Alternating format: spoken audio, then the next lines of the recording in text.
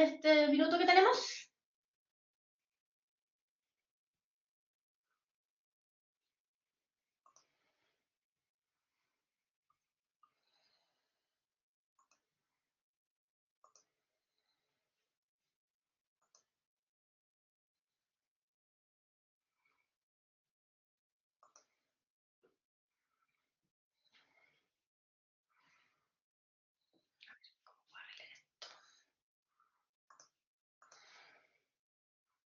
Ya. Buenísimo. Estaba configurando el portal de notas. Y acostumbrándome porque cambiaron todos los portales para este semestre, entonces ahí tuve un pequeño problemita que espero que lo van a tener que solucionar mañana, pero todo en orden. Bueno, vamos a comenzar entonces, ya puse a grabar, con nuestra clase de hoy, nuestra clase número 3, que va a ser la última clase de la primera unidad. Si han tenido contacto con gente de otro semestre, se van a encontrar con que hice algunas modificaciones con respecto a los semestres anteriores, pero básicamente es el mismísimo contenido. Un tema de redistribución y orden, priorizando la evolución histórica de Occidente. Bueno, hoy día vamos a hablar acerca de los límites temporales y geográficos de Occidente, tal como algo les adelanté en las introducciones semanales que hago en la plataforma. Vamos a hablar de cuáles lugares del mundo se consideran parte de la cultura occidental, algo de esto hablamos la clase pasada, y vamos a hablar también de las periodizaciones históricas vinculadas a Occidente. Entonces vamos a ver, ¿qué lugares del mundo son parte de Occidente? Vamos a hablar un poco de América Latina, ¿qué pasa con ella? Si es parte de Occidente o es una nueva realidad cultural. Se genera un debate entre los historiadores acerca de ese tema. Y luego vamos a ir viendo distintas formas de priorizar la historia. En concreto vamos a ver dos. Vamos a ver las etapas de la historia de Occidente con la periodización tradicional y luego el esquema del profesor Julio Retamal, que lo vamos a leer bastante este semestre. Entonces es bueno familiarizarse con su periodización porque para él la historia occidental se ordena de una forma muy diferente a esta habitual periodización de edad media, edad moderna, edad contemporánea. Pero vamos a partir hablando entonces de los límites geográficos. Y para esto voy a volver a esta diapositiva inicial. Aquí tenemos un mapa muy parecido, prácticamente igual, al que vimos al final de la clase pasada. Las civilizaciones del mundo actual según el choque de las civilizaciones de Samuel Huntington. Entonces en verde, en este verde claro, tenemos lo que para Huntington es la civilización occidental. Europa occidental, que ya vamos a adentrarnos más en qué significa esto de Europa occidental, la Norteamérica anglosajona y una parte importante de Oceanía. Vamos a partir entonces hablando de estos límites geográficos. Y aquí es muy importante, esto va a ir quedando más claro a medida que las clases vayan avanzando y veamos el tema de los pilares de Occidente. El escenario inicial de la cultura occidental van a ser los territorios que pertenecieron al Imperio Romano de Occidente.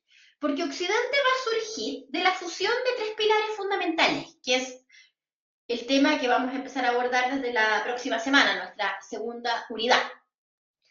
La cultura grecorromana o civilización helénica, el cristianismo y la cultura germana.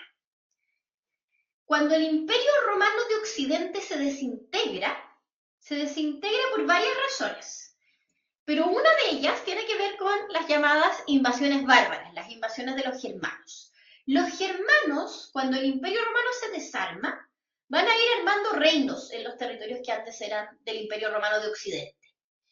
Y tanto estos germanos invasores como los romanos del siglo V son en su mayoría convertidos al cristianismo. Ahí tenemos los tres pilares. Entonces, el escenario inicial de la cultura occidental son los territorios que pertenecen al Imperio Romano de Occidente. Pero también va a ocurrir muy luego, dentro de lo que es la historia medieval o esta etapa de formación de Occidente, que se van a ir integrando progresivamente lugares que no pertenecieron al Imperio Romano, que se van a empezar a vincular con estos reinos occidentales que van surgiendo, por varias razones, pero sobre todo a través de la evangelización, aunque también a veces va a ser por razones políticas. Y ahí encontramos, por ejemplo, Escocia, Irlanda y los países escandinavos. Se van a ir integrando a la cultura occidental. Lo mismo va a pasar con una gran parte de Alemania.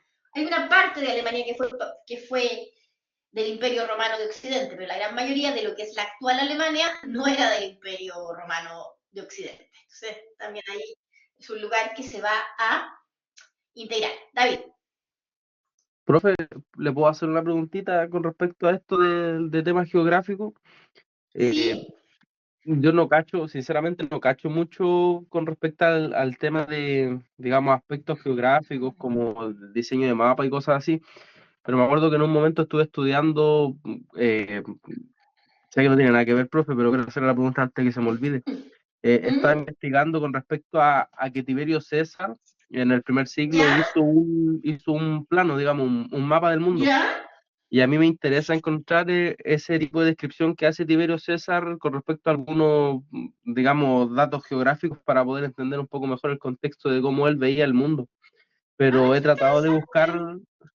he tratado de buscar información en español y no he encontrado mucha. Entonces quería preguntarle si es que aquí como nuestra universidad tiene algunos libros que podría ir como encaminado para esos puntos. O sea, la historia de Roma tenemos, pero de ese punto tan específico le voy a preguntar a gente que es experta en el Imperio Romano, a ver si me puede ayudar. Porque, bueno, además los romanos tenían una forma de hacer los mapas distinta a la nuestra.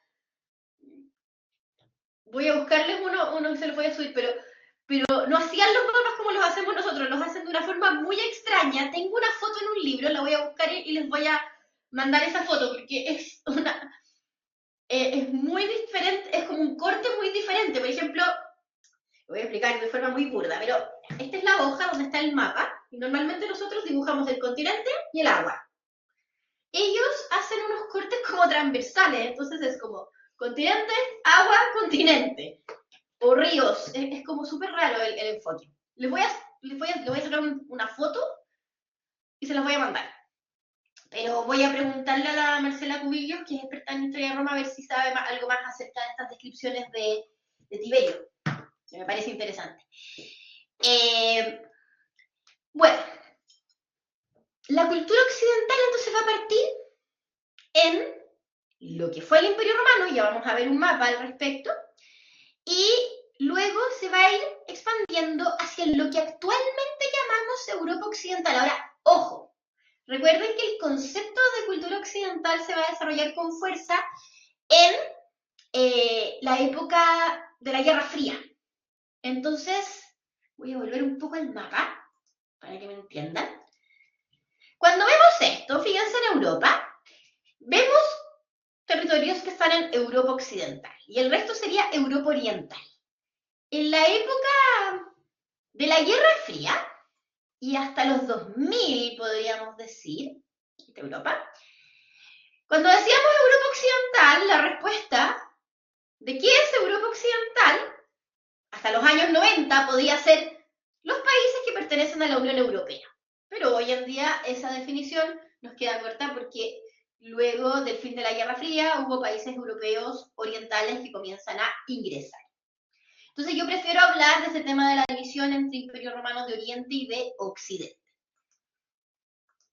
Inicialmente, ese va a ser nuestro escenario, pero nuestro escenario se va a empezar a ampliar. Primero hacia otros lugares de Europa y luego, a partir del siglo XV, partir de la época moderna, para tomar la periodización tradicional, la cultura occidental se va a expandir a otros continentes. En algunos casos, que es lo que nos va a pasar en América Latina, se nos va a crear una amalgama, un híbrido. Aunque según algunos historiadores, ese híbrido todavía se puede considerar occidente. Otros pensamos que es una realidad cultural diferente. Vamos a hablar de eso en un rato más. Sabemos que los países europeos van a tener colonias en África, en Asia, pero en algunos de estos lugares donde se van a expandir, actualmente se considera que se replica casi al 100% la cultura occidental, y los casos que normalmente damos son Estados Unidos, Canadá, Australia y Nueva Zelanda. Pero algunos historiadores incluyen también otros lugares, como América Latina o Hispanoamérica, para decirlo de una forma un poco más correcta. Dentro de África hay historiadores que consideran que Sudáfrica está muy occidentalizada, aunque los detractores del tema de Sudáfrica usan argumentos similares a los que usaríamos para Hispanoamérica. La impronta de sus pueblos originarios tiene mucha influencia en lo que es su cultura propia. Entonces, básicamente, el gran argumento para considerarlo algo diferente a Occidente, que es lo que no ocurriría con Estados Unidos, Canadá, Australia y Nueva Zelanda. Yo siempre tengo la duda con Nueva Zelanda, pero tampoco conozco tan en profundidad esa cultura, pero siempre de los cuatro es el que más dudas me genera. Y Profe, el pueblo inuit de Nueva Zelanda los maorí. Es uno de los pueblos que tienen uno de los pueblos que tienen estatuto autonómico, que tienen jurisprudencia autonómica. Exacto, por eso me genera dudas, porque claro, en el caso de Canadá, Estados Unidos y Australia, estuvo el tema de las reservaciones, y para lo que es la cultura general de esos tres países, claro, la impronta indígena es muy débil. Pero en el caso de Nueva Zelanda, me da la impresión de que la impronta de la cultura indígena es un poco más fuerte. Entonces es la duda que se me genera. Por lo mismo, porque además como tienen este tema autonómico, tengo ahí, siempre me hace ruido el tema de Nueva Zelanda, como, ¿por qué Nueva Zelanda sí y Hispanoamérica no, usando el mismo criterio? Bueno, en realidad ser o no ser de Occidente da lo mismo, pero, o sea, no es malo ni bueno, es no. Pero claro, usando ese mismo criterio siempre me genera ruido. Pero es por eso. Y hay algunos historiadores que consideran que el Estado de Israel sería parte de Occidente, por su modo de vida muy occidentalizado. Ahora, con el tema de Israel, nos encontramos que el gran argumento para no considerar a Israel parte de Occidente tiene que ver con la impronta religiosa, judaísmo, no cristianismo. Aunque hay algunos historiadores que consideran, que contemplan esta idea de que el judaísmo y el cristianismo comparten un origen común y hablan mucho de la cultura judeo-cristiana. Entonces, por eso, para algunos, el hecho de que el Estado de Israel sea fundado por población de origen mayoritariamente europeo y generar un modo de vida muy europeo sería parte de Occidente.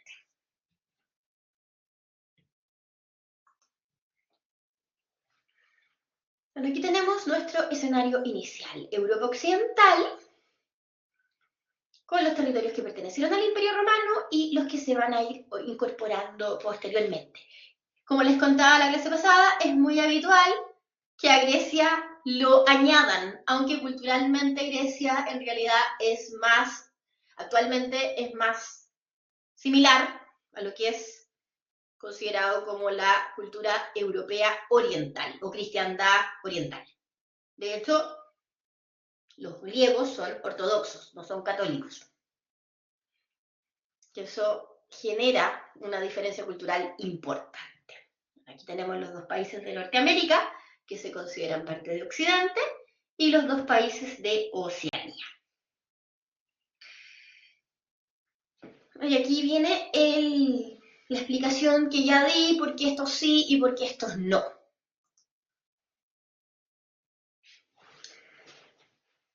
Vamos a ahondar un poco más el corazón de la cultura occidental, que es Europa. Aquellos países, o aquellos territorios más bien, que pertenecieron al Imperio Romano de Occidente, además de los que se van a ir integrando después, como las Islas Británicas y los países escandinavos. La base religiosa de Europa Occidental es el cristianismo católico y las iglesias protestantes. El resto de Europa pertenece a la civilización cristiana ortodoxa o a la civilización ortodoxa rusa, que a veces las encontramos identificadas como una sola civilización o a veces separadas. Ahora, Europa Oriental, es decir, todos los países de los Balcanes y la misma Rusia,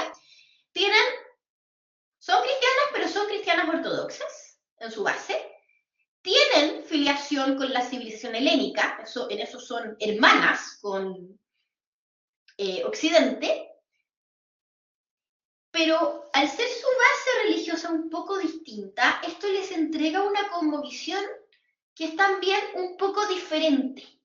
La forma de ver la vida, de hecho, es una cultura bastante más conservadora, no es tan dinámica y cambiante como es Occidente. Esto en sus orígenes, porque lo que nos va a pasar con muchas culturas no occidentales es que como Occidente va a ser durante tantos siglos bastante hegemónico, sobre todo en los últimos siglos, hay muchas formas de pensamiento y de vida occidentales que han ido permeando otras culturas y que las han hecho ir cambiando. Pero en el caso además de Europa Oriental, tienen influencia de pueblos germanos, pero también tienen fuertes influencias culturales de otros pueblos no germanos. Y esa es una de las grandes diferencias con Europa, es otra de las grandes diferencias con Europa occidental. Hay influencias de los magiares, de los tártaros, de los otomanos, de los mongoles. Claro, y en el caso de Occidente tenemos, en el caso del sur de Italia y de España, influencia musulmana. Pero esa duró un tiempo acotado y tendió a irse acabando. Con los países de Europa Oriental, estas influencias de otros pueblos fueron muchísimo más duraderas. Ahora, ojo, para la cultura propia de España, la influencia musulmana es importantísima. Pero a pesar de ello, a España se le sigue considerando, salvo por algunos europeos que la miran de forma despectiva, como una cultura occidental, los famosos moros.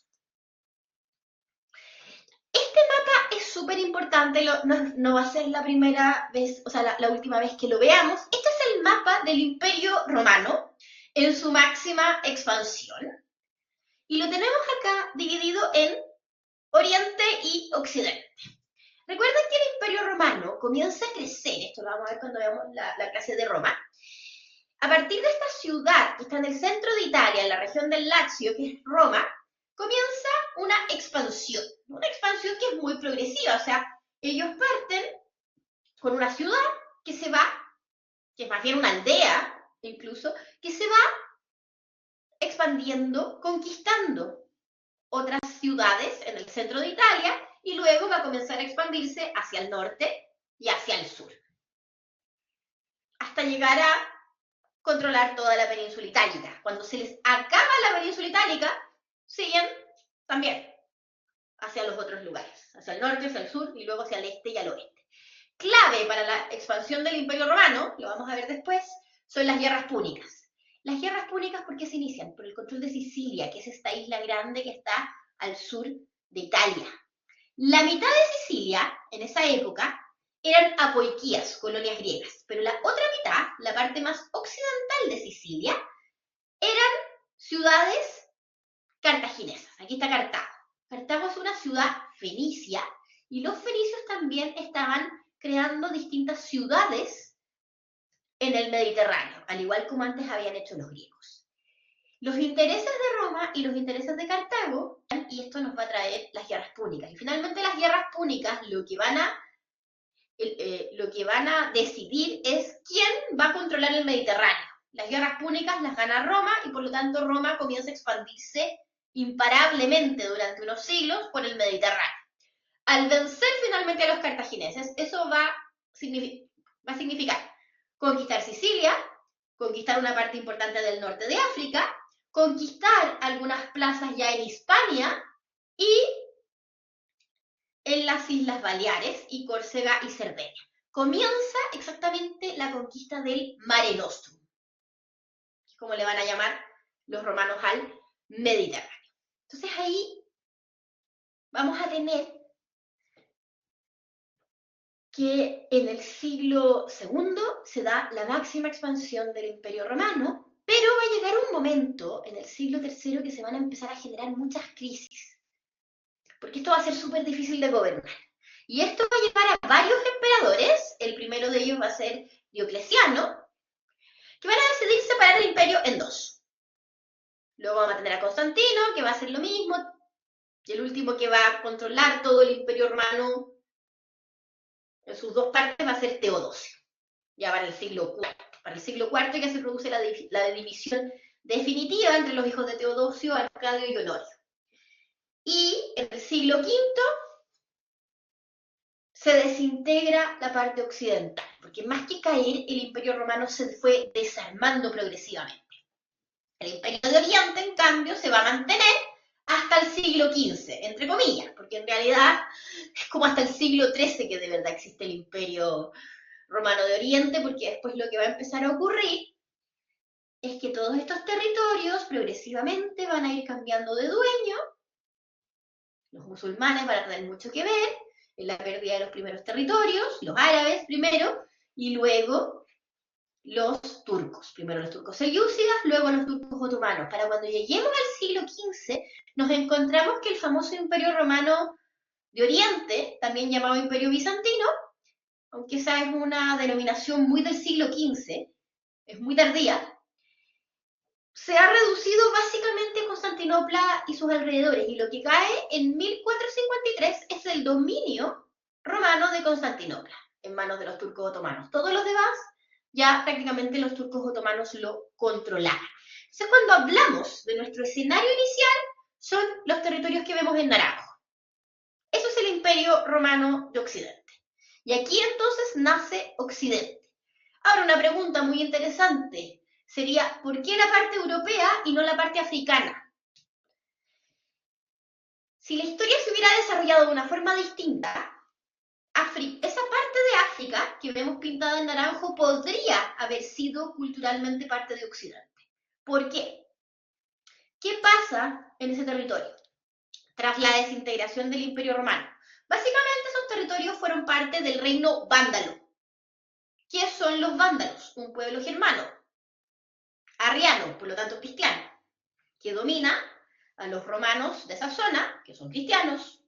Por lo tanto se está dando la misma fusión. Pero ¿qué ocurrió con el reino vándalo? El reino vándalo después fue reconquistado por Justiniano. Lo mismo que pasó con Italia. O sea, hasta ahí estamos igual. Pero ¿qué va a ocurrir después? Invasión musulmana. Y a diferencia de lo que va a pasar en Hispania, donde también hubo invasión musulmana, no hubo un proceso de reconquista desde los reinos cristianos del norte. Ese territorio, en cambio, se mantuvo musulmán. Y al mantenerse mayoritariamente musulmán, su composición cultural cambió. Entonces, ¿podría haber sido el norte de África parte de Occidente? Sí, podría. Pero la historia quiso otra cosa.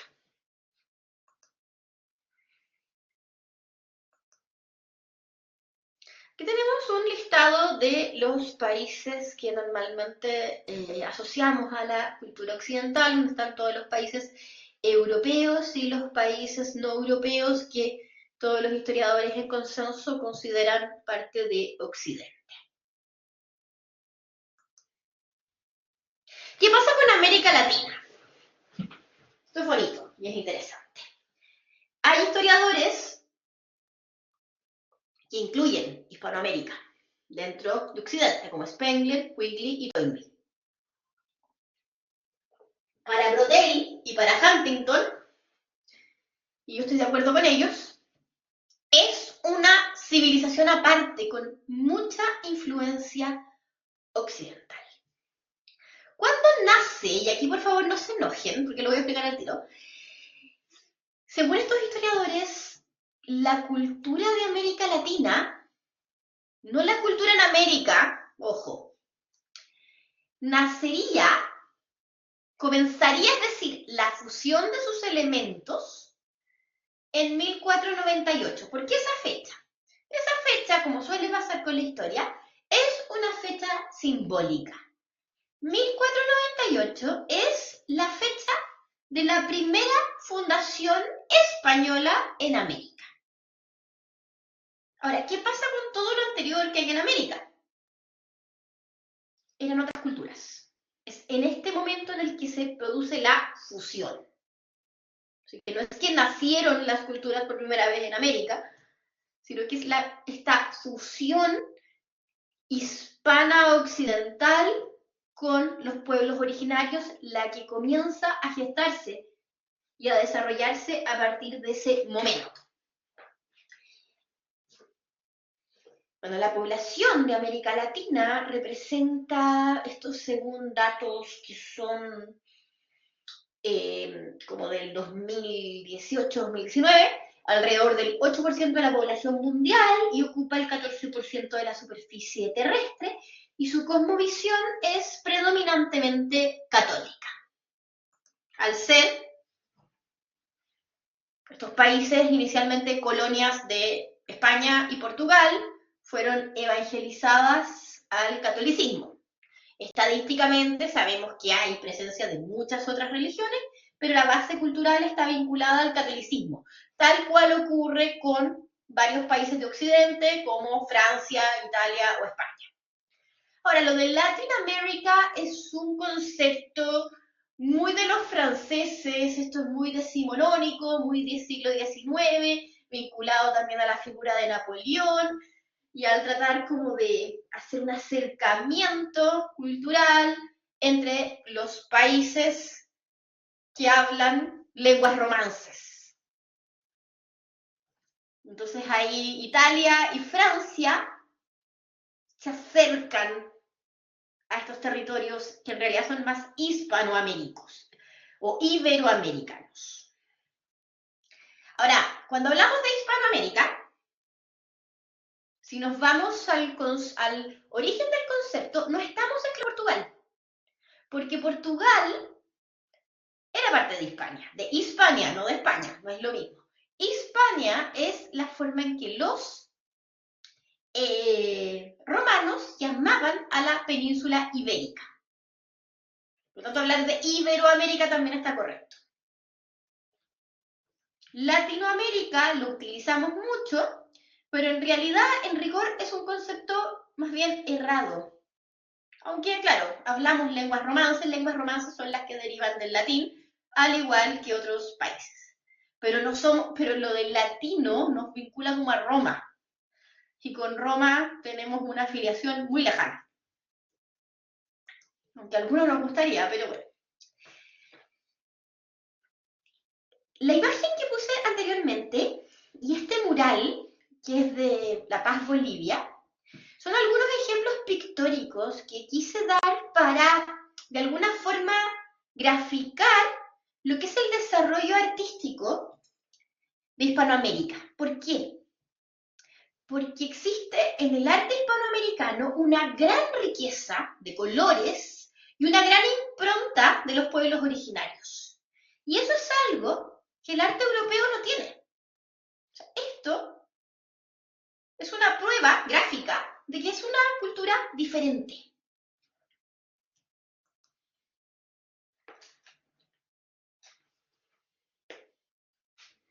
Podríamos dar otros ejemplos acerca de las mentalidades. La impronta religiosa es diferente también en las bases de Hispanoamérica que en las bases europeas. Hay una forma de comprender el mundo que es distinta. La impronta de nuestros pueblos originarios en el lenguaje, en nuestras creencias también marca diferencias importantes. Bueno, vamos a volver ahora a Occidente, que es el tema de este curso, y a su origen. ¿Cuándo comenzarían los orígenes de la cultura occidental? Y si recordamos lo que vimos en la clase pasada, de esta idea de que en la historia las culturas tienen ciclos de vida, vamos a hablar del proceso de gestación. Los orígenes de la cultura occidental se remontarían entonces a fines del siglo IV, cuando el Imperio Romano está tambaleando. De hecho, si queremos poner una fecha exacta, que ya sabemos que son simbólicas, la muerte de Teodosio, el año 395.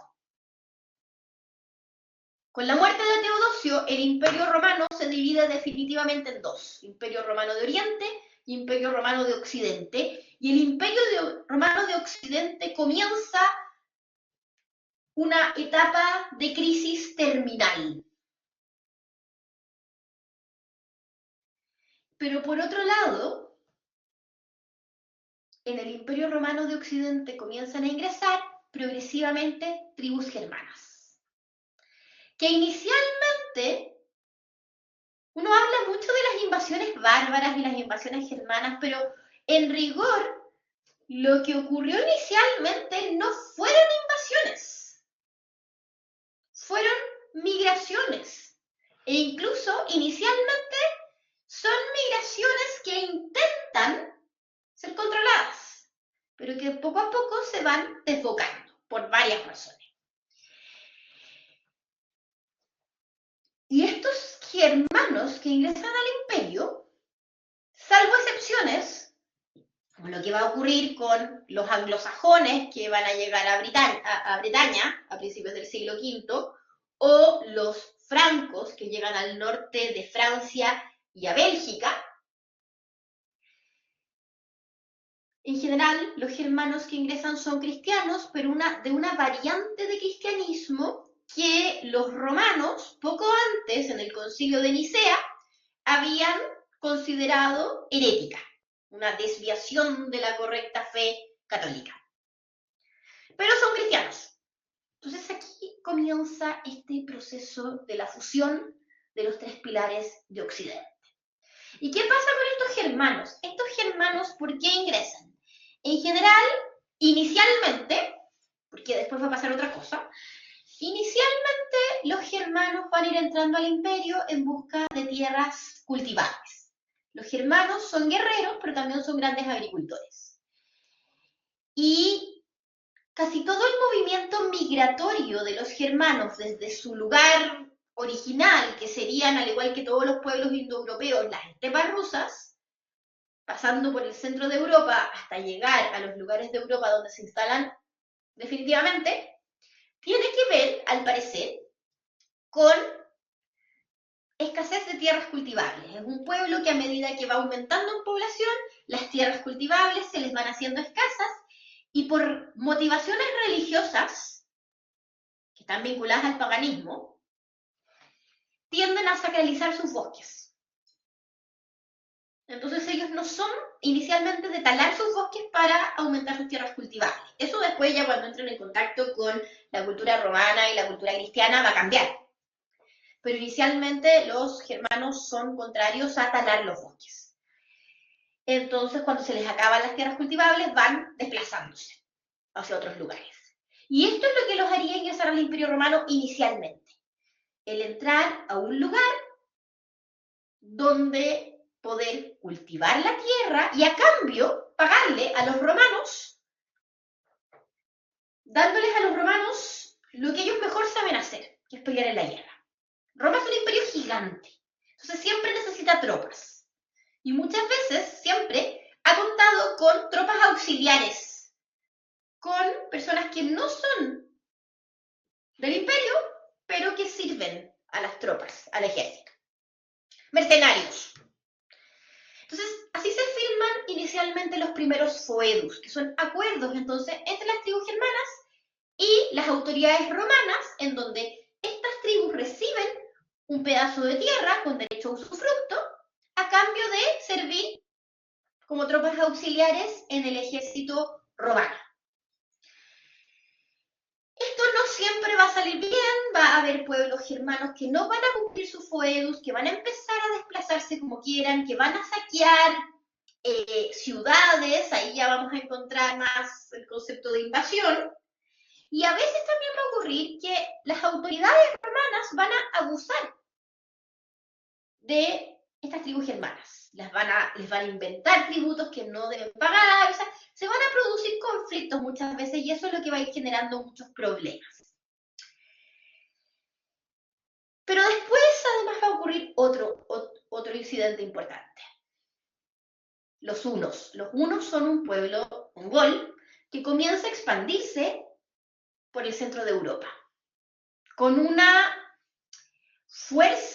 guerra muy violenta, destruyendo a su paso lo que encuentran y esclavizando a la población que encuentran a su paso. Y esto va a hacer que en el siglo V vaya aumentando progresivamente la cantidad de migrantes germanos que quieren ingresar al Imperio Romano. Y esto va a hacer que el sistema de foedus termine colapsando. Esto no va a ser el único problema que enfrenta Roma, porque Roma además va a tener un montón de problemas internos, corrupción, luchas dinásticas, problemas económicos. Es una sumatoria de elementos los que nos van a producir finalmente lo que normalmente llamamos la caída del Imperio Romano. Pero es en este proceso de lo que Gibbon llamaría The Decline and Fall of the Roman Empire, que es un libro muy bueno, la decadencia y caída del Imperio Romano, cuando comienza este proceso de gestación de la cultura occidental. Esto es el panorama que tenemos en el Imperio Romano en el siglo IV. Todas estas flechitas que tenemos acá son movimientos migratorios, son lo que habitualmente llamamos las invasiones bárbaras. Esto es a comienzos del siglo IV, pero estas flechas nos van mostrando cómo se desplazan estas tribus germanas y no germanas. Por ejemplo, los hunos no son germanos, son mongoles, y los alanos normalmente no están identificados como germanos, no se sabe muy bien, a veces se les identifica más con los eslavos. Hay ahí todo un debate de cuál es el origen étnico-cultural de los alanos, pero normalmente por el idioma que hablaban no se les vincula con el resto de los germanos, aunque los alanos muy pronto se van a unir a la tribu de los vándalos y van a continuar con ellos su recorrido. Estas flechas nos muestran cómo se va a producir entonces todos estos movimientos migratorios desde el siglo IV hasta el siglo V. Claro, por ejemplo, si nos vamos a ir a uno fácil, Islas Británicas, nos vamos a encontrar que Roma, a principios del siglo V, por varios problemas políticos, las tropas romanas, las legiones romanas que estaban en Bretaña, se van de Bretaña, y esto hace que progresivamente las autoridades romanas en Bretaña comiencen también a devolverse a otros lugares de Roma, del imperio, sobre todo a Roma. Y esto produce una desromanización de Bretaña. Y esto trae dos fenómenos importantes. Toda la cultura celta originaria que tenía Bretaña comienza a resurgir. Y lo otro que ocurre es que comienzan a llegar los anglos, los jutos y los sajones, que son tribus germanas que provienen de Escandinavia. De hecho, con Bretaña se produce algo súper interesante, porque de Bretaña tenemos un vacío histórico de fuentes, entre el año 400, que es cuando los romanos abandonaron Bretaña, hasta el año 700, que es cuando San Beda el Venerable escribe una historia de Bretaña. Pero entre medio nadie escribió nada. Tenemos un vacío historiográfico, y esto lleva a que los ingleses a esta primera etapa de la Edad Media le llamen The Dark Ages, la época oscura.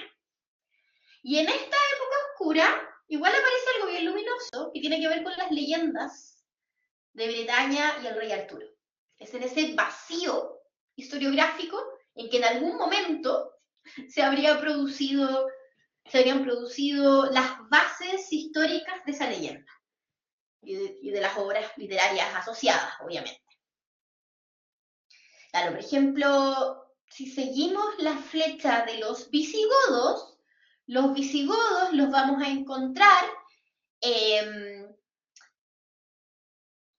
por todos lados, haciendo de las suyas en Tracia, en Mesia, pasan por Panonia, en Italia, van a invadir Roma en el 410, pero luego, ¿dónde van a terminar?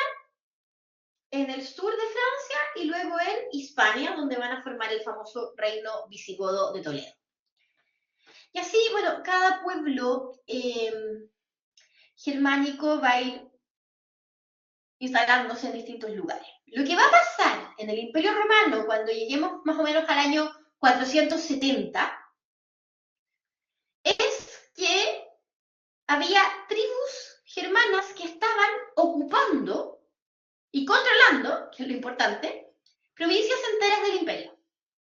Y el año 476 es cuando decimos habitualmente se acaba oficialmente el Imperio Romano de Occidente. Pero entonces cuando Teodosio muere, el cristianismo ya estaba presente en el Imperio Romano. De hecho, Teodosio es quien va a decretar con el Edicto de Tesalónica, el año 380, que el cristianismo católico es la religión oficial del Imperio Romano.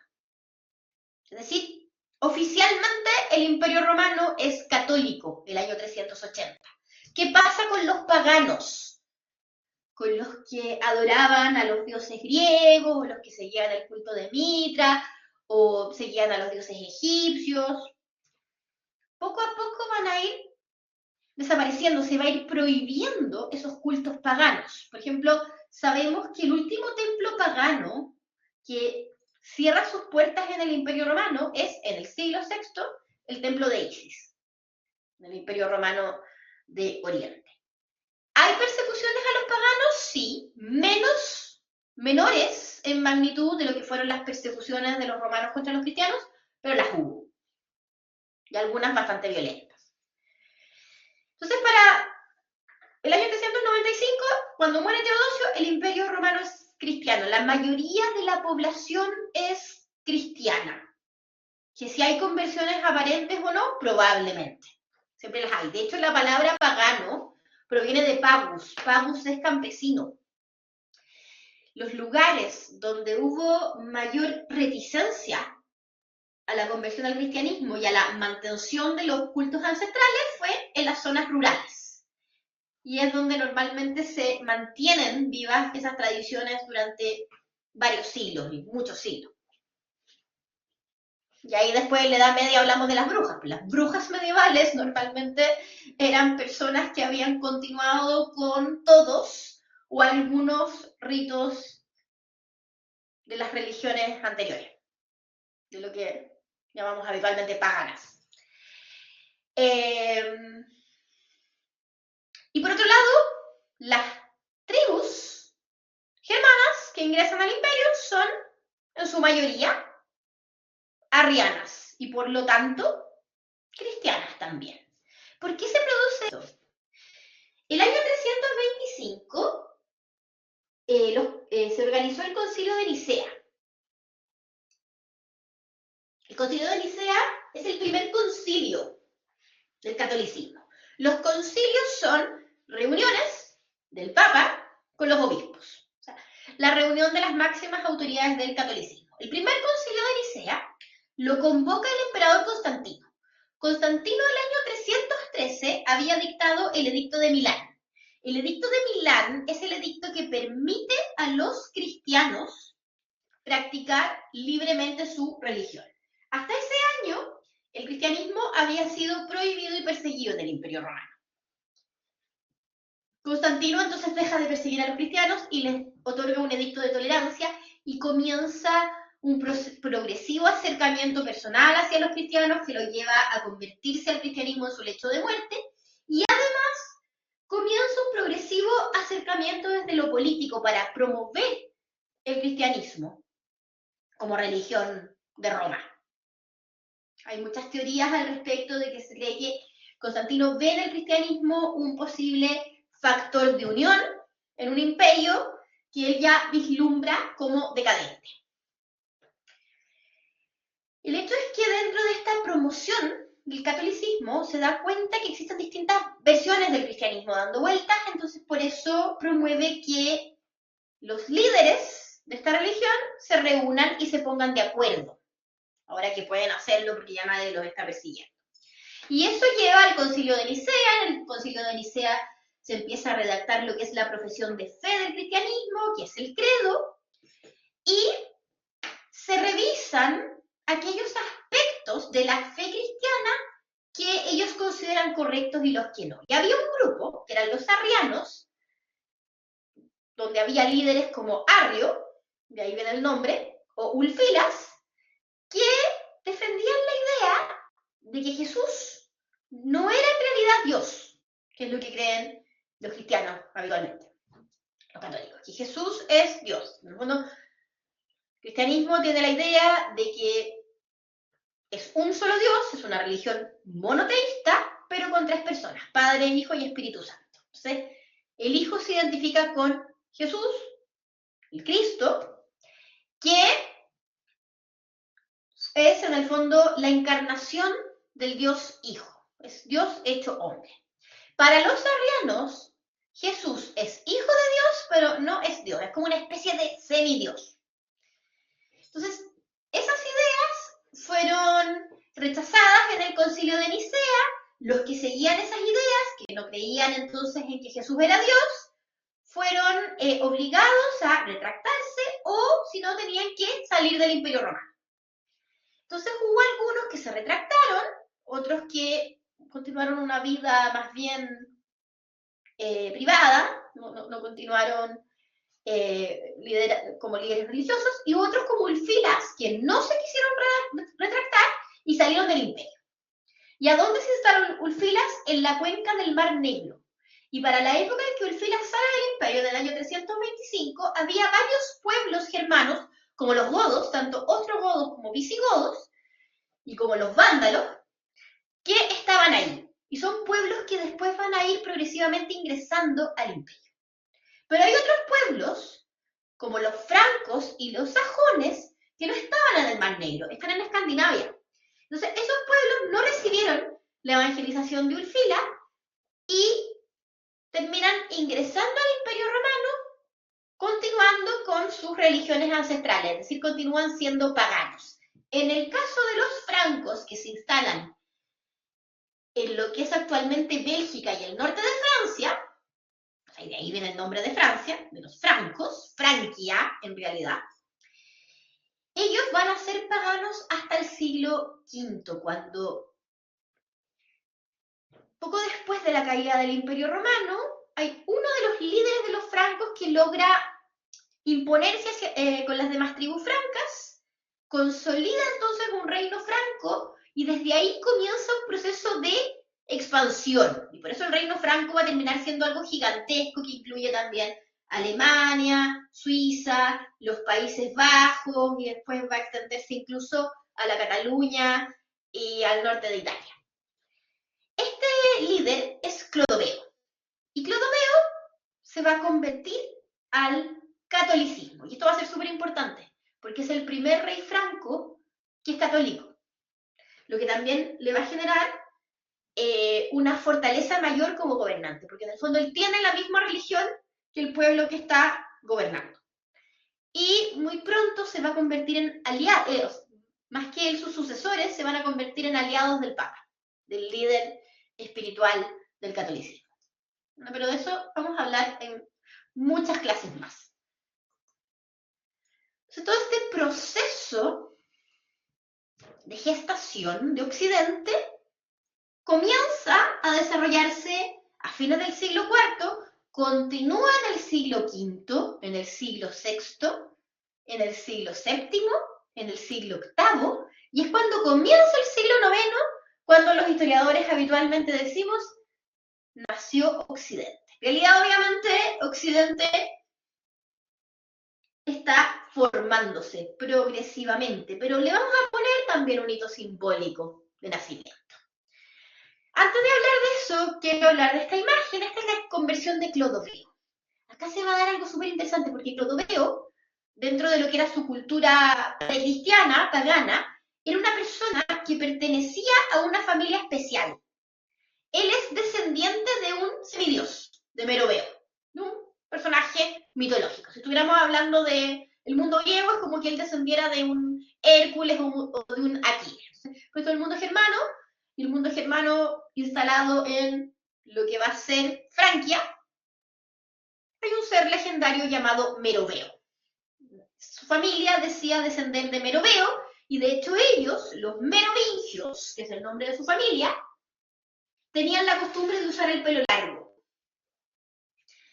Los germanos en general, cuando van ingresando al Imperio Romano, tienden a homologar la vestimenta y las usanzas romanas. Entonces, cuando hablamos de los germanos del siglo V, uno habitualmente se los imagina con pelos larguísimos, barba, pero muchos germanos, ya para esa época, visten muy parecido y se peinan muy parecido a los romanos. O sea, pelo más corto y barbas cortas o afeitados.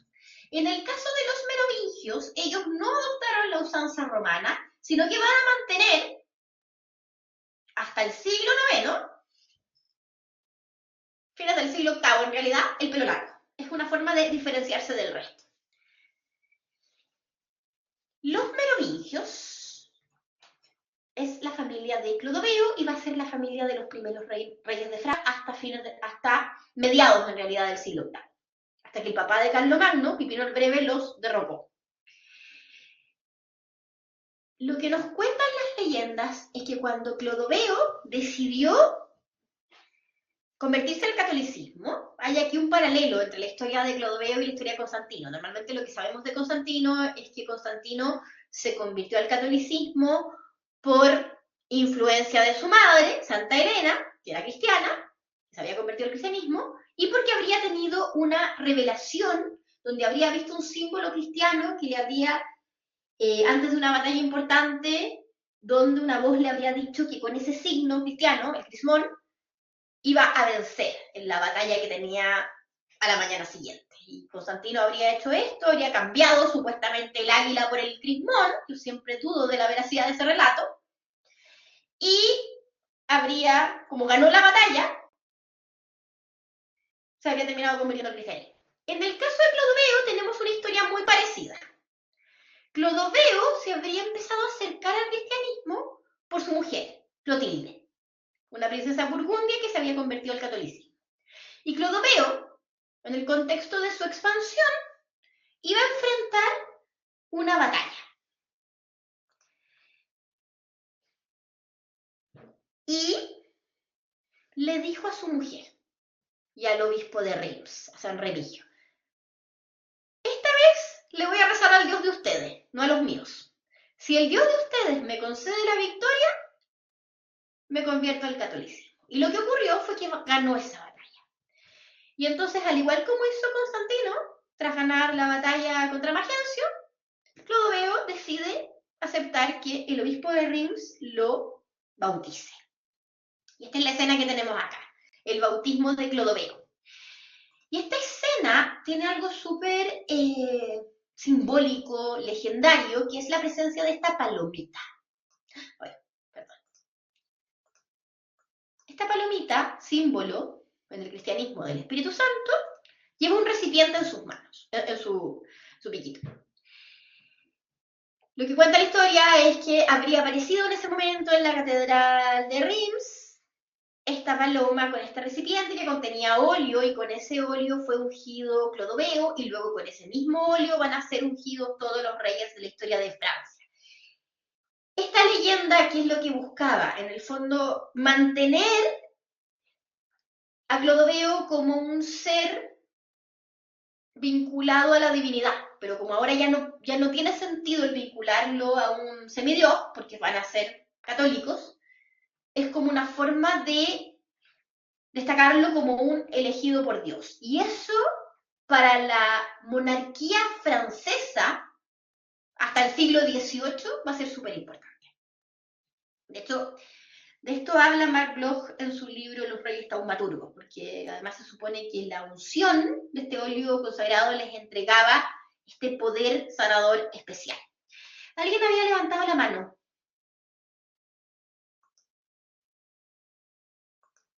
Bueno, los francos van a terminar creando dentro de Occidente el reino que se va a ir haciendo más poderoso y duradero durante la época medieval. Los otros reinos germanos que se fueron formando tras la desintegración del Imperio Romano fueron, la mayoría de ellos, desapareciendo por distintas razones, que vamos a ir viendo a lo largo del curso, pero el que va a prevalecer y que además se va a convertir en el más importante durante mucho tiempo va a ser el reino franco, que va a ser la base de varios países, pero en concreto de dos muy importantes, de Francia y de Alemania. Bueno, tenemos entonces este occidente que está gestándose. ¿Cuál es la fecha de nacimiento? La fecha de nacimiento de Occidente sería la Navidad del año 800. Fecha. Incluso tenemos un lugar, Catedral de San Juan de Letrán en Roma. ¿Qué ocurre en esa fecha? La coronación de Carlomagno. Carlomagno es el segundo rey franco de la dinastía de Herstal o dinastía carolingia. Su padre, Pipino el Breve, derrocó al último merovingio, al último descendiente de Clodoveo. Carlomagno, como rey de los francos, va a contribuir a la expansión de su reino, el que territorialmente para el año 800 ya puede considerarse un imperio, y va a acudir a Roma en diciembre del año 800 a ayudar a un papa, a León, que tuvo un problema grave. León III es un papa que no pertenece a la aristocracia romana, y la aristocracia romana lo quiere perjudicar, quiere que él deje de ser papa. ¿Por qué? Porque en tiempos del padre de Carlomagno, Pipino el Breve, los papas pasaron a ser los reyes del centro de Italia, situación que se va a mantener hasta el siglo XIX. Entonces, aquí se va a empezar a mezclar lo que es el liderazgo espiritual del catolicismo con un liderazgo temporal, político. Y la aristocracia romana quiere seguir manteniendo su poder, entonces la forma para poder hacerlo es controlar las elecciones papales.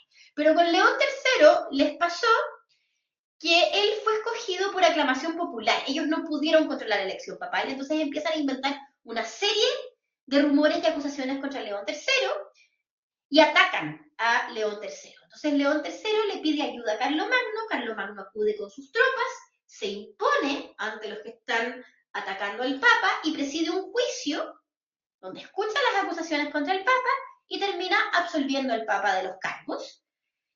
Y en agradecimiento, unos días después, el Papa, de forma sorpresiva, corona a Carlomagno como emperador. Lo reconoce como un nuevo emperador cristiano, vinculado a algunos territorios que pertenecieron al Imperio Romano, pero no es una restauración literal del Imperio Romano.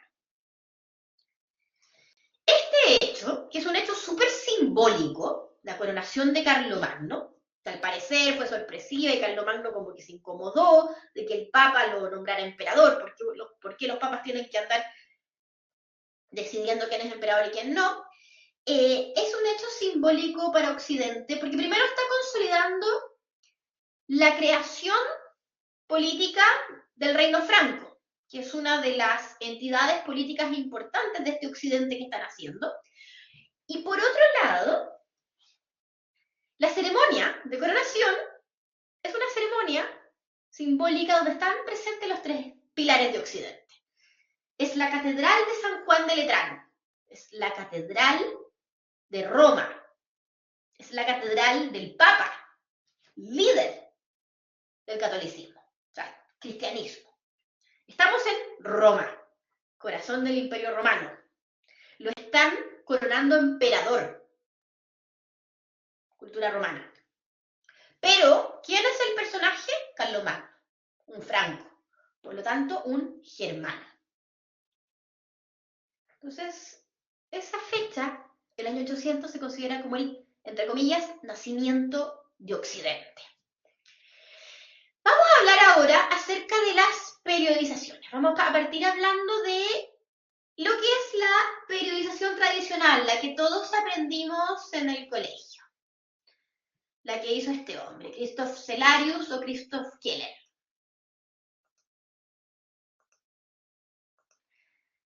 ¿Dónde está la línea de tiempo? Se me perdió. Esta. La típica línea de tiempo. Prehistoria, Edad Antigua, Edad Media, Edad Moderna, Edad Contemporánea. Esa línea de tiempo, que es la típica que todos hicimos en la época escolar, la diseñó, la creó Christoph Keller, que es del siglo XVII. Es una persona vinculada a la época del racionalismo, a la época moderna, si quieren, y es una persona que, como habitualmente ocurre con los que viven el racionalismo y la época moderna, es un gran admirador de la época clásica, de Grecia y Roma, y un gran crítico hacia la época medieval. Por eso sitúa la época que va entre la caída del Imperio Romano de Occidente y el siglo XV como la Edad Media, como una etapa intermedia entre mi gloriosa Edad Moderna y la gloriosa época clásica. De ahí viene esta idea de la Edad Media, y de ahí viene también muchas veces la idea, la mala fama de la Edad Media, porque la Edad Media muchos la consideran como una época oscura y mala, pero muchas veces es por desconocimiento. Hay muchos mitos acerca de la Edad Media, que pasan cosas horribles en la Edad Media, es verdad, pero en todas las épocas de la historia han pasado cosas espantosas. De hecho, yo considero peor el siglo XX que la Edad Media, lo encuentro más cruel, pero bueno, esa es mi opinión. Entonces, esa periodización tradicional está basada en este esquema que hizo Keller, que después sus discípulos, los seguidores de sus ideas, van a añadir en el siglo XIX, tras la Revolución Francesa, la época contemporánea. ¿Cuándo se inicia Occidente? El proceso de gestación, ya hablamos que es a fines del siglo IV. O sea, es a fines de la época antigua. Pero cuando nace, entre comillas, Occidente, el año 800. Por lo tanto, en la Edad Media. ¿Con qué se inicia la Edad Media? Con la caída del Imperio Romano de Occidente. El año 476. Entonces, las etapas de la periodización tradicional que nos interesan a nosotros, y en las que está dividida la evolución histórica de Occidente, que es la tercera unidad de este curso, son la Edad Media, la Edad Moderna y la época contemporánea. Esta cultura occidental entonces va a empezar a manifestarse cuando el Imperio Romano se empieza a desarmar y cuando este Imperio Romano se va desarmando en el siglo V, van surgiendo en su lugar distintos reinos germanos. Estos reinos germanos altomedievales, el reino visigodo, el reino franco, el reino ostrogodo, los reinos anglosajones, por nombrar los más importantes, son el escenario inicial en que se va desarrollando y gestando la cultura occidental. Y a partir del año 800 ya podemos decir que Occidente ya está consolidado, ya nació. ¿Por qué la Edad Media es tan importante y por qué no hay que tenerle mala a la Edad Media si uno se especializa en cultura occidental? Porque la Edad Media es el periodo de gestación, nacimiento y desarrollo de la cultura occidental. Así de importante es. De hecho, si a ustedes lo que les interesa es saber los orígenes de cualquier país europeo, y esto es válido también para la parte oriental, para Europa Oriental, los orígenes de los países europeos están en la Edad Media. Están en estos reinos germanos. Ese es el núcleo inicial. Por ejemplo, cuando hablamos de España, desde el desconocimiento hay muchos detractores de la conquista española en América que a veces repiten, dependiendo si uno está de acuerdo o no con la conquista española en América, eso es válido estar en contra, no tengo problemas con eso. Me agota un poco ese debate indigenista versus hispanista. A veces ocurre que los detractores de la conquista hispana en América dicen España era un país como recién inventado cuando conquistó América, porque los reyes católicos lo inventaron, lo crearon al unificar su reino. Falso. Los reyes católicos, cuando unifican su reino, están consolidando un anhelo que existía en Hispania desde que Hispania había sido dominada por los musulmanes, que es el recuperar la unidad de su Hispania cristiana. ¿Cuándo fue Hispania cristiana premusulmana? Con el reino visigodo. El reino visigodo se extiende desde el siglo V hasta el siglo VIII. Ahí nació España, en realidad. Aquí tenemos el nacimiento de Occidente con la coronación de Carlomagno. ¿Cuándo se acaba la Edad Media? Hay varias fechas para datar la Edad Media. La más usada es 1453, la caída de Constantinopla a manos de los turcos otomanos. Otra fecha que se utilizaba mucho cuando yo era chica es 1492, la llegada de Colón a América. Y hace unos 10 años está tomando fuerza otra fecha, que es 1348, la pandemia de peste negra en Europa, como el inicio de todo este proceso de cambio que nos hace distinguir a la Edad Media de la Edad Moderna. Pero, en el fondo, podemos decir que en el siglo XV se producen muchos cambios en las mentalidades europeas que nos llevan a distinguir una nueva etapa. Comienza progresivamente una secularización, es decir, una mentalidad que se va volviendo más laica. Una de las características de la mentalidad medieval es que es una mentalidad teocéntrica que pone a Dios en el centro de las reflexiones, en el punto de partida, las creencias religiosas, para las reflexiones intelectuales, las inspiraciones artísticas. Eso cambia en el siglo XV. La mentalidad se vuelve más laica y más vinculada al antropocentrismo, a poner al ser humano, a la reflexión sobre el ser humano como el centro. Y también hay un fuerte desarrollo del individualismo, que va a ser después súper característico del mundo occidental. El mundo medieval es mucho más de colectividades, es mucho más corporativista. Otros cambios que nos vamos a encontrar en los albores de la época moderna y a lo largo de su desarrollo son el famoso Renacimiento, que tiene que ver con una revalorización de los ideales estéticos del mundo clásico, en el arte y la literatura. La Reforma protestante, esto es importantísimo porque acá se quiebra la unidad religiosa de Occidente. Siguen siendo cristianos, pero acá se consolidan nuevas variantes del cristianismo. Y el desarrollo de un sistema de gobierno diferente. El mundo medieval está marcado por el feudalismo. No todos los países van a desarrollar el feudalismo y no todos los van a desarrollar de la misma forma, pero va a ser como el sistema predominante en la época medieval. En cambio, en la época moderna, el sistema predominante van a ser las monarquías absolutas. Ojo, también nos encontramos excepciones. Inglaterra y los Países Bajos no desarrollan monarquías absolutas, por ejemplo. Por otro lado, también es importante que a partir del siglo XV comienza también la expansión de la cultura occidental hacia otros continentes. 1492 y todo el proceso que está llevando a cabo Enrique el Navegante con los portugueses y la circunnavegación por África hasta llegar al Asia, van haciendo que los reinos occidentales comiencen a tener una presencia mayor y a ir ejerciendo progresivamente el dominio en otros continentes. Algo que se mantiene igual durante la época moderna tiene que ver con la forma en que la sociedad se organiza, se estructura.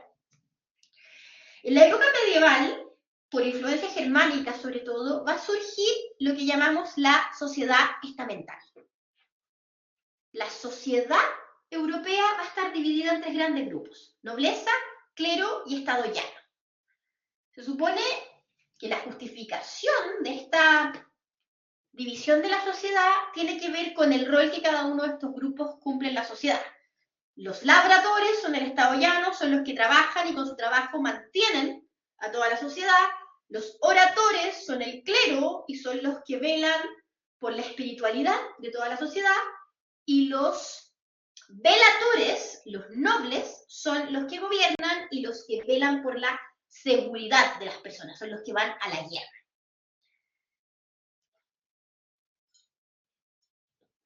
Esto en la época medieval tenía sentido, pero a medida que para ellos, para nosotros probablemente no, igual hay algunas voces disonantes, sobre todo en los siglos XIV y XV, que hay mucha revuelta urbana y campesina. Pero ya cuando llegamos a los siglos XVI, XVII, XVIII, cuando lleguemos al siglo XVIII, a la decadencia de la monarquía absoluta, a un cambio de roles en la nobleza con la monarquía absoluta va a perder su rol de ser velatora. Ya no van a ser los únicos que pelean en la guerra. Ahora se inventan los ejércitos profesionales, se inventa la profesión de soldado. Por lo tanto, esta justificación de que el noble no paga impuestos porque él se financia su vida a la guerra, esa explicación ya no es válida. El rey tiene ejércitos y les paga a sus ejércitos, les paga un sueldo. Entonces, y además la sociedad se va volviendo cada vez más secular y eso va haciendo que el rol del clero también vaya diluyéndose, dejen de ser grupos privilegiados. Y aquí la Ilustración va a empezar a cuestionar esta sociedad estamental. Algo súper importante con la sociedad estamental era que la legislación vinculada a las sociedades estamentales no es una legislación igualitaria. Cada estamento tiene sus leyes, cada estamento tiene su conjunto propio de derechos y deberes. No hay igualdad ante la ley, como sí la había habido, entre comillas, en el Imperio Romano. En el Imperio Romano, el que era ciudadano tenía un conjunto de derechos y deberes. Igual, ¿por qué digo entre comillas? Porque sabemos que en el Imperio Romano las mujeres no tenían los mismos derechos que los hombres y además existía la esclavitud. Pero con la Ilustración comienza a revalorizarse esa idea del mundo romano y por eso después de la Revolución Francesa, ¿qué hacen varios países? Recuperar el derecho romano. Pero eso va a ser cuando comience la época contemporánea. La época contemporánea, entonces, está marcada en sus inicios por la aplicación de la Ilustración, la Revolución Francesa. Se acaba la sociedad estamental.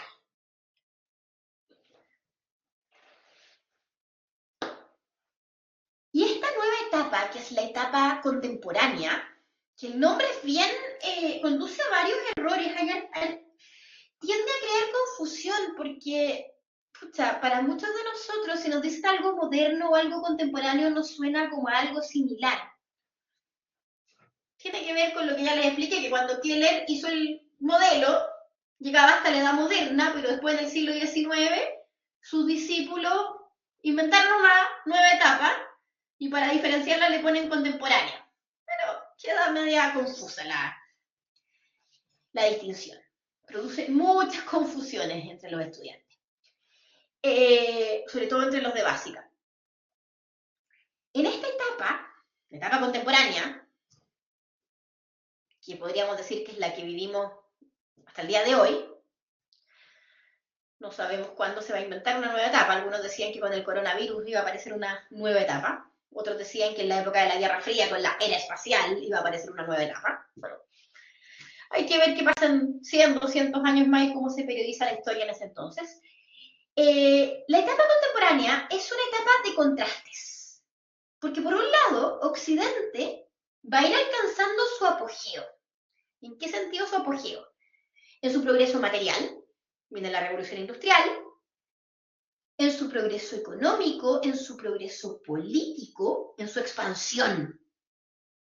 Se va convirtiendo en la cultura más influyente, en una cultura hegemónica, en la potencia, y en la que tiene mayor prosperidad económica. Pero ¿qué ocurre tras ese apogeo? Que aquí podríamos decir que ¿dónde se da este apogeo tomando esas características? Durante el imperialismo, BIPOC, fines del siglo XIX. Pero después de ese apogeo se inicia la crisis y la decadencia de la cultura occidental. ¿Cuándo comienza eso? Con las guerras mundiales.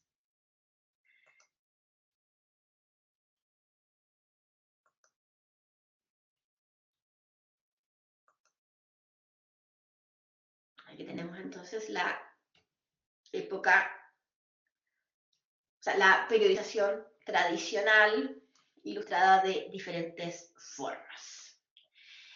Ahora les voy a hablar, y con esto vamos a terminar la clase de hoy, del esquema de Julio Retamal. Julio Retamal es un historiador chileno, autor de un libro que vamos a leer varios capítulos durante este curso, que se llama ¿Y después de Occidente quién? En este libro, Retamal analiza la historia de Occidente. Hay que tomar en cuenta una cosa cuando lean a Retamal. Retamal es un autor muy conservador. Entonces puede que algunas cosas que él diga en su libro a ustedes les choquen un poco o no estén de acuerdo, o tal vez algunos otros sí. Entonces, para Retamal, de hecho, la etapa más armónica de la historia de Occidente es la época medieval, y por eso él no la llama Edad Media. Siempre cuando uno conversa con él acerca de estos temas, él se jacta de que hace más de 30 años que no ocupa ese concepto de Edad Media, porque le parece despectivo. Para Julio Retamal, una vez que Occidente nace en el siglo IX, Navidad del año 800, coronación de Carlomagno, comienza en Occidente una etapa culturalmente y desde el punto de vista de las mentalidades muy armónica, que él llama la unidad de la verdad. ¿Por qué? ¿Por qué le llama de esta forma? Porque la época medieval se caracteriza por ser una época teocéntrica. Y este teocentrismo medieval habría generado en el pensamiento, en la filosofía, en la teología y en todas las actividades intelectuales y reflexivas de los seres humanos y en el arte, una armonía, un equilibrio entre lo natural y lo sobrenatural, o dicho de otra forma, entre la fe y la razón. No se produce como nos pasa a nosotros en el mundo actual, que sentimos muchas veces que la fe y la razón van por carriles distintos, se contradicen. En esa época está la idea de que la fe complementa, ilumina la razón. Por lo tanto, mis reflexiones racionales, si son apoyadas por mis creencias, se fortalecen. Esa es como un poco la idea. Y para Julio Retamal, el apogeo de esta unidad de la verdad se habría desarrollado en el siglo XIII, con la escolástica, cuyo exponente más importante es Santo Tomás de Aquino. ¿Qué hace Santo Tomás de Aquino? Santo Tomás de Aquino básicamente lo que hace es cristianizar la filosofía de Aristóteles. Entonces, con eso, la escolástica y la unidad de la verdad llegan a su punto de desarrollo más importante, su apogeo. ¿Cuándo se empieza a producir la decadencia de este modelo? Cuando la escolástica comience a cuestionarse fuertemente, que es lo que ocurre en el siglo siguiente, en el siglo XIV, que además es un siglo marcado por muchas crisis. Es el siglo de la peste negra, de la Guerra de los 100 Años y del cisma de Occidente. Y desde el punto de vista filosófico, la corriente que cuestiona la escolástica es el nominalismo, cuyo exponente más importante es Guillermo de Oca. Ya, no se preocupe. No se preocupe porque la clase está grabada, pero igual la pongo presente.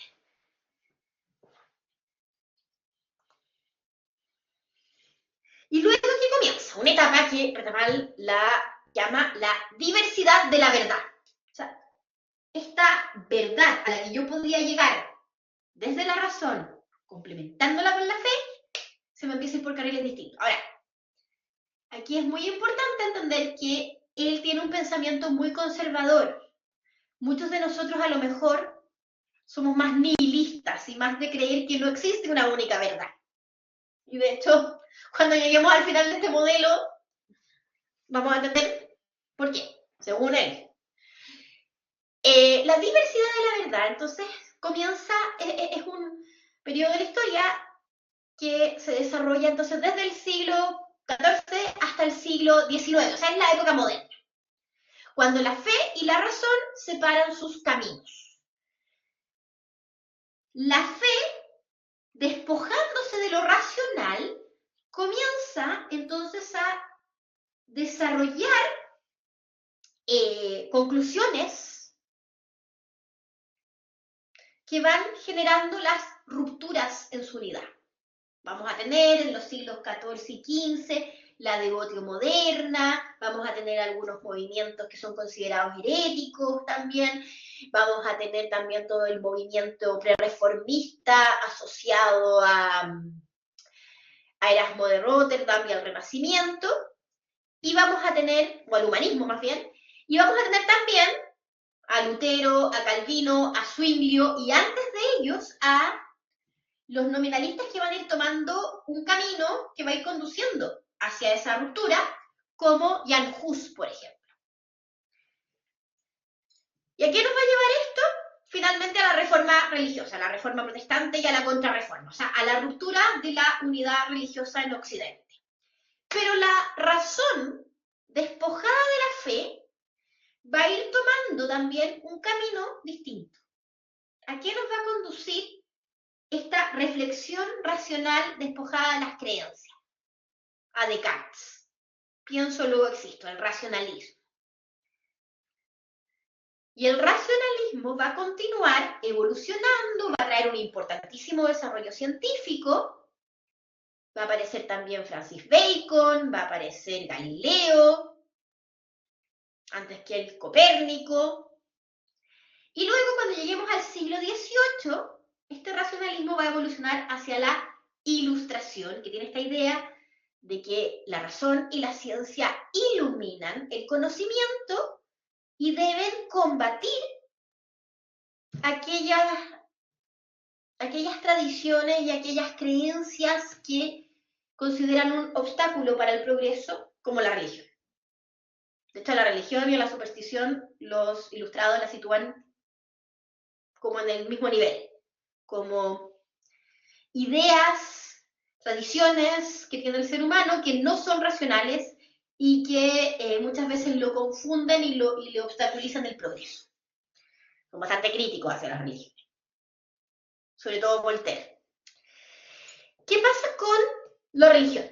Y aquí es súper importante entender que los hombres del siglo XVIII, los hombres y las mujeres, porque también hubo algunas mujeres que sabemos que ayudan a difundir y desarrollan las ideas de la ilustración, son personas que vivieron o que se enteraron, por historias de su familia, de las guerras de religión. La ruptura religiosa en Europa condujo muchas veces a enfrentamientos entre los protestantes y los católicos, y condujo a guerras en países como Alemania y Francia, guerras que duran 30 años. Entonces, esto lleva un poco a desarrollar esta idea de que a veces las religiones no traen cosas buenas, o son contradictorias. Entonces, ¿qué empieza a pasar con la idea de Dios? La idea de Dios comienza a verse cuestionada. Pero todavía en esta época, la idea de Dios es importante, la necesidad de creer en algo. Y ahí aparece el deísmo. El deísmo es un intento racionalista de generar una idea de un ser superior. De hecho, una variante del deísmo que es muy conocida en el mundo actual es la masonería, pero hubo otras. Varios exponentes de la Ilustración fueron deístas. Cuando comienza la decadencia de esta época, que es o muy religiosa o muy racionalista, con Kant, según Retamal, y su crítica a la razón pura.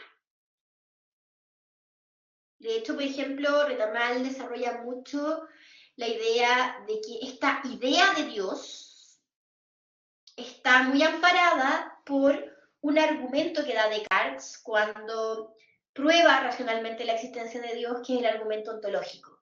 Y una de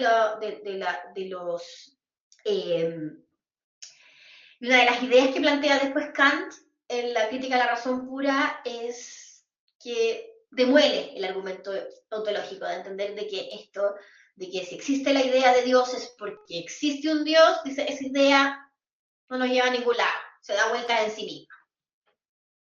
Estoy sintetizando asquerosamente lo que es el argumento ontológico, me escucha un filósofo y yo creo que me pega, pero es por explicárselo así en 2 segundos. La idea de Dios entonces comienza a diluirse, a restarse importancia, y la idea de la verdad también. Y aquí es cuando entramos a la imposibilidad de la verdad, algo que ocurre en el siglo XIX y para el historiador se va a desarrollar hasta mediados del siglo XX. ¿Qué es lo que caracteriza esta imposibilidad de la verdad? Que la verdad única y absoluta en lo que sea es imposible de alcanzar. ¿Qué ocurre con la idea de Dios? Como la verdad única y absoluta es imposible de alcanzar y la idea de Dios dentro de estas verdades es imposible de alcanzar, dejo de creer en Dios. Eso es el ateísmo. El ateísmo es una idea absoluta. No creo en Dios. Dios no existe. Se van desarrollando también otras corrientes filosóficas que a mí me dan un dolor de cabeza enorme, como la fenomenología, el materialismo y las ideas de Nietzsche. Para los que quieren seguir filosofía probablemente les interesen mucho. Y aparecen también en esta etapa las ideologías. Las primeras tienen que ver con el legado que nos va a dejar la Revolución Francesa y la Revolución Industrial. Empieza a aparecer entonces el liberalismo, el nacionalismo, el conservadurismo, y desde el punto de vista de lo vinculado a la Revolución Industrial, aparece el socialismo, el marxismo, el anarquismo. Y también la doctrina social de la Iglesia y posteriormente el social cristianismo. Van entonces apareciendo las primeras ideologías que después en el siglo XX van a comenzar a verse aplicadas en la política. Y a partir de la segunda mitad del siglo XX, es decir, después del horror que son las guerras mundiales, aparece lo que Julio Retamal llama la indeseabilidad de la verdad. Por ejemplo, ¿qué pasa con la idea de Dios? Al ateísmo se impone una nueva idea que es el agnosticismo. El agnosticismo no es no creo en Dios, Dios no existe. El agnosticismo es yo no creo en Dios y me da lo mismo si existe o no. Como que ya no me voy a hacer ni siquiera el cuestionamiento de si existe o no existe Dios. No voy a pasar por ese trabajo mental de reflexionar si creo o no creo. No me interesa. Aquí comienza el nihilismo.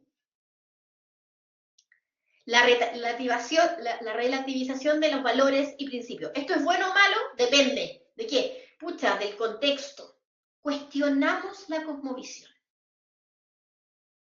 Es lo que muchos autores llaman la famosa crisis de la posmodernidad. ¿Y qué pasa con las ideologías? Comienzan a aplicarse fuertemente, comienza el ascenso de las ideologías y van apareciendo más a medida que se van generando nuevos desafíos, nuevos interrogantes. Algo de eso vamos a hablar en la última clase de este curso con respecto a las ideologías. ¿Cuáles son los nuevos desafíos de Occidente? Por ejemplo, en Occidente actualmente el tema de los derechos humanos y la democracia son como las cosas que Occidente en el mundo actual más sacraliza, como lo más importante. Entonces, ¿cómo consigo que esta democracia y estos derechos humanos, que son lo que más me importa en el mundo occidental actual, puedan desarrollarse plenamente? Creando inclusión, creando igualdad, creando equidad. ¿Cómo creo eso? Esto muchas veces lleva a generar ciertos desafíos. Y lo que ocurre con algunas personas que buscan entonces cómo ir generando esa equidad, esa igualdad, esa justicia, es que van priorizando algunos temas y ahí van surgiendo nuevas ideologías, cada vez más. Las anteriores, las que aparecieron en el siglo XIX, siguen vigentes por lo demás. Y muchas veces se van mezclando. Y son muchas veces las que van generando los debates en el mundo político actual. Bueno, ese es básicamente el modelo de Julio Retamal. Si quieren profundizarlo más, les recomiendo leer el libro que es Y después de Occidente, ¿qué?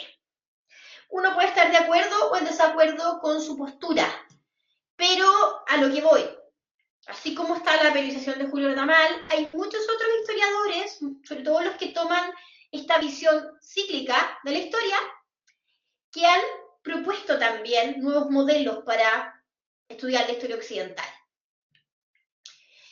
Llegamos hacia el final de la clase de hoy. Hemos visto entonces que la civilización occidental incluye Europa occidental, que es su lugar de origen, y a partir del siglo XV, una parte de Norteamérica y una parte de Oceanía.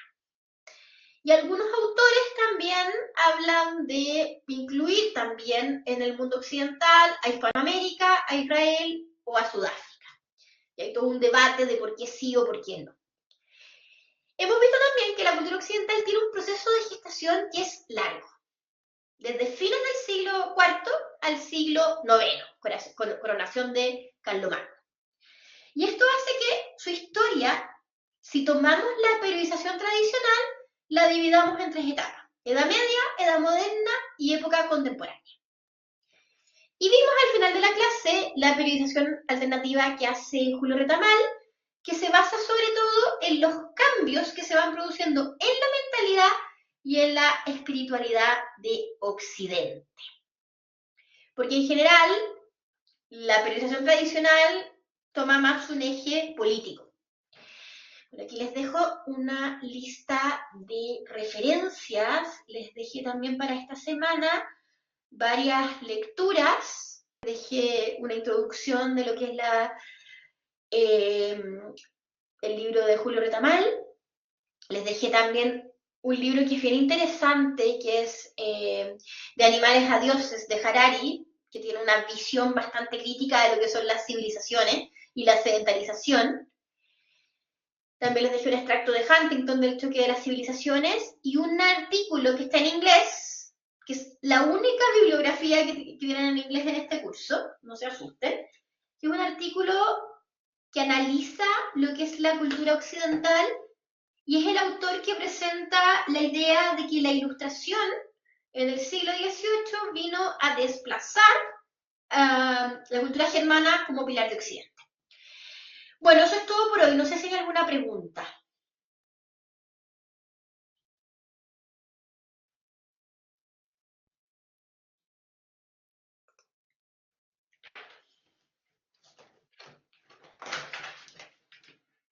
Ya.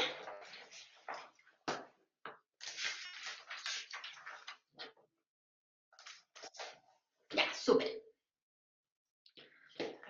Ya son la lista.